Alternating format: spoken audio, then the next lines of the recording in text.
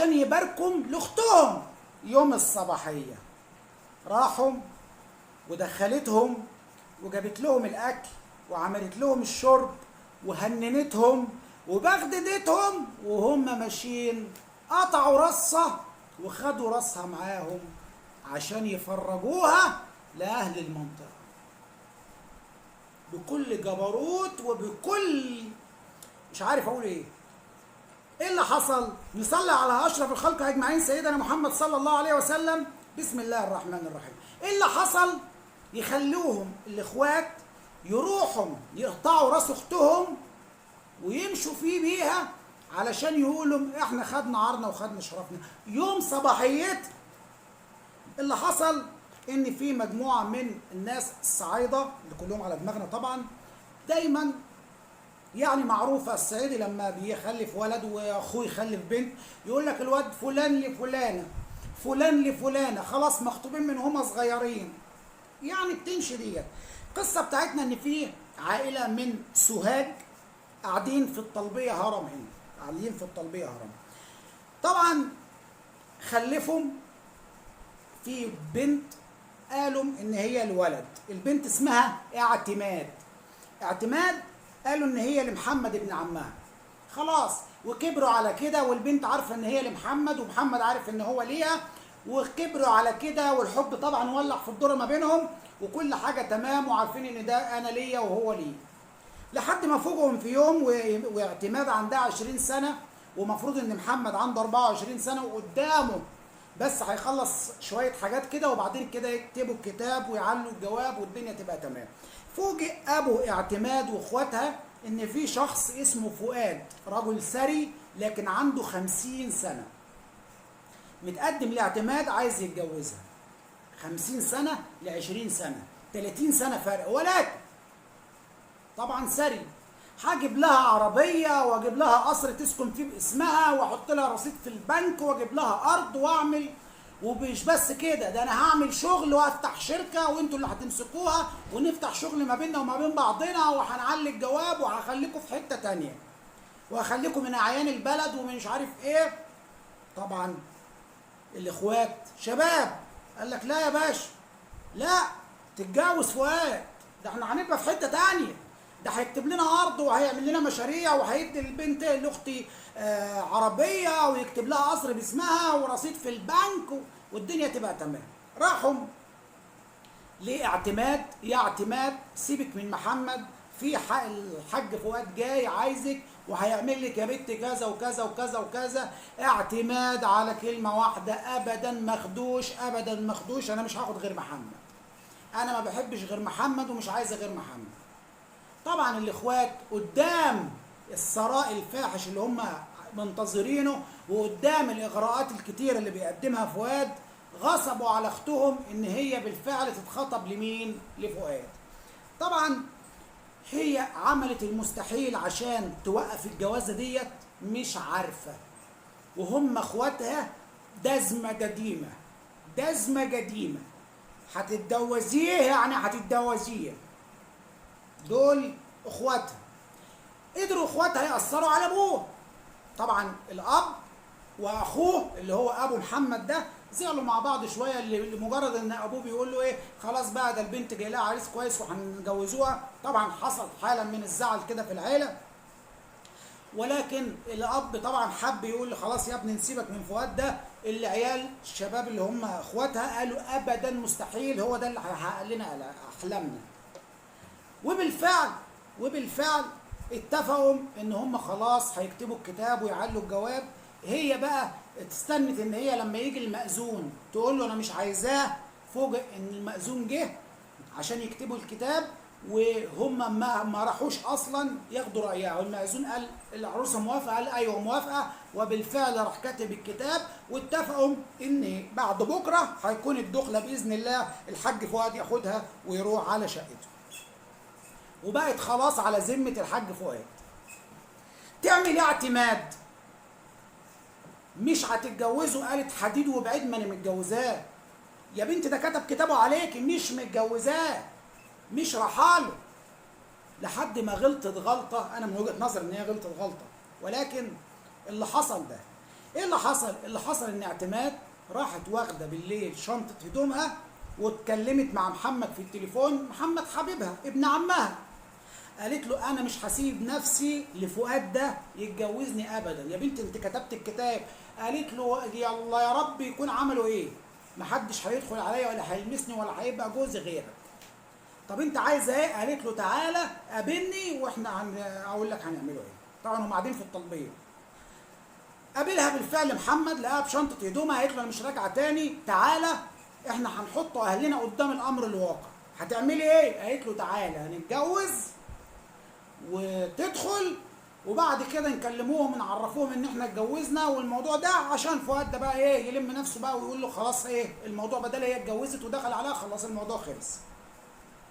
يا بنتي طب اكتب عليك ازاي؟ اكتب عليك ازاي وانت مكتوب عليك اصلا؟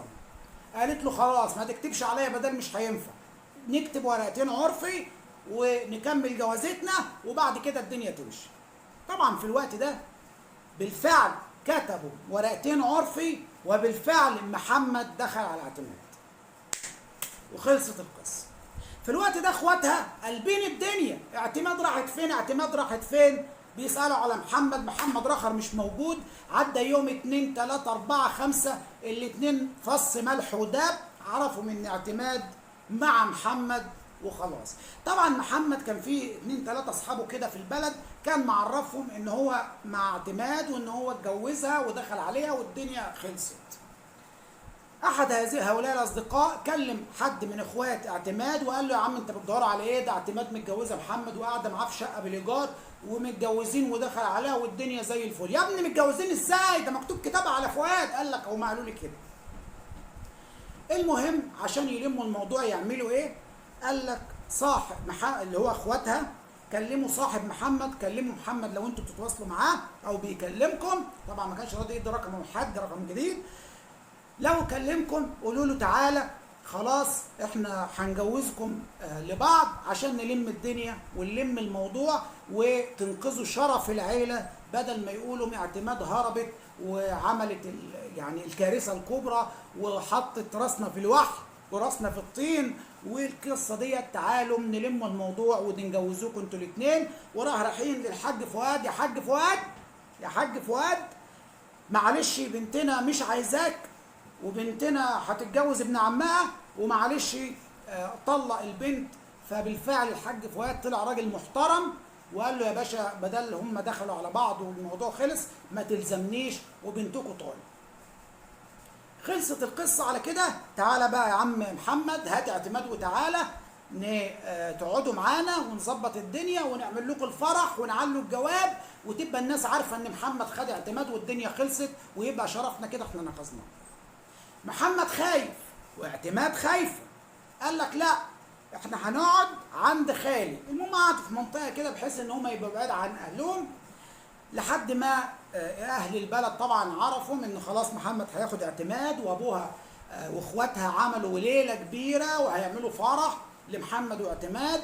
وجابوا فعلا المأذون وكتبوا كتاب شرعي بقى بعد ما اتطلقت من التاني، وكتبوا كتاب شرعي وبالفعل عملوا الفرح واخوات العروسه يرقصوا معاها وهي تتدلع في الرقص وابوها يرقص معاها وابو اللي هو عمها بقى اللي هو ابو العريس يرقص مع العريس ويتدلعوا ويرقصوا مع بعض والدنيا جميله والدنيا جميله. وبعد كده العريس محمد اخذ اعتماد ودخلوا على شقتهم في مسكن الزوجيه في الطلبيه. خلاص اتجوزوا ودخلوا والناس بحالها عرفت ان محمد واعتماد اتجوزوا والموضوع خلص. عدى يوم والتاني والتالت وبعد اسبوع اخوات العروسه راحوا علشان يباركوا لها. اخوات العروسه راحوا علشان يباركوا لها. لما راحوا خبطوا على الباب، مين؟ احنا اخواتك يا اعتماد، اخواتك يا اعتماد. طبعا اعتماد فرحت، اخواتي بقى جايين يشرفوني في بيت الزوجيه ومبسوطه طبعا ان خطتها نجحت. ولو يدراع ابوها واخواتها ان هي ما تتجوزش فؤاد نجح، وان الخطه اللي عملتها مع محمد كون ان هي تهرب ويخش عليها الاول دي كانت القشه التي قسمت ظهر البعير واللي نهت كل حاجه. مجرد ان فؤاد عرف ان دخل عليها خلاص الموضوع انتهى، وهي كانت عارفه كده ان مجرد ما حد يعرف كده مش هيقبل على نفسه فهي حاسه بانتصار شديد. وطبعا كون ان اهلها رضيوا ورجعت وعملوا فرح وكانوا بيرقصوا معاها والدنيا حلوه، خلاص الموضوع اتنسى.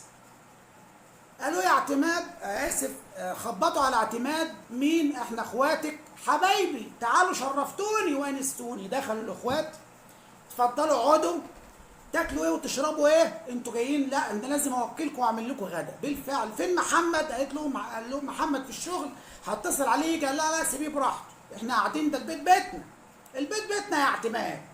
قعدوا، عملت لهم البطه الجميله وظبطت لهم الاكل الحلو، وبعد ما خلصوا حبسوا بكوبايه الشاي الخمسينه اللي هي بتاعت الناس الصعايده الجمال دول، وظبطوا الدنيا، والعصير والبسبوسه والفاكهه، وظبطوا الدنيا وقعدوا معاها واكلوا وشربوا وظبطوا الدنيا كلها معاها. واعتماد طايره من الفرح لحد ما جم وقفوا وقالوا لها خلاص يا اعتماد احنا هنتوكل على الله نمشي، لكن معانا امانه وصينا ابونا ان احنا نجيبها معانا.